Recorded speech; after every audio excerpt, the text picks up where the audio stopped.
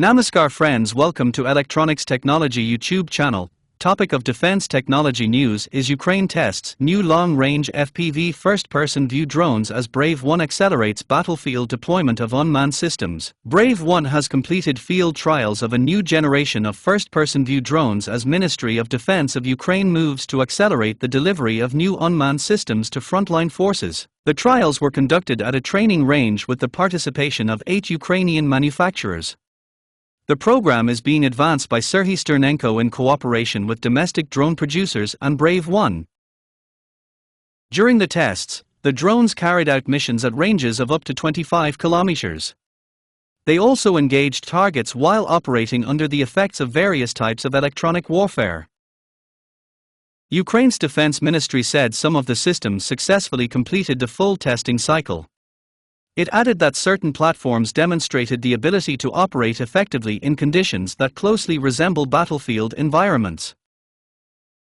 The new drone category is being developed through coordination between the Defense Ministry, Brave1 and Ukrainian manufacturers.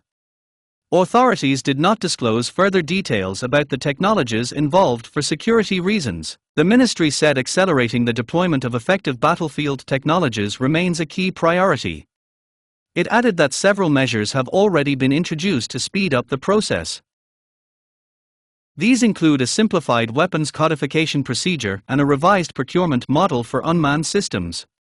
Under the updated approach, 80% of funding is allocated to the most effective systems based on battlefield performance data, while 20% is directed towards emerging technologies. The ministry also said regular field testing is being conducted in cooperation with Brave1 to evaluate new solutions.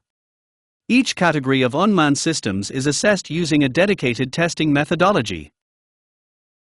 Manufacturers that are not yet working under government contracts are also being included in the trials. The ministry said if a drone proves effective under near-combat conditions, the contracting process is launched. Do you like this video? Please subscribe, share, like and press bell icon for getting notifications of Electronics Technology YouTube channel, and for searching my YouTube channel please write @electronics technology 50.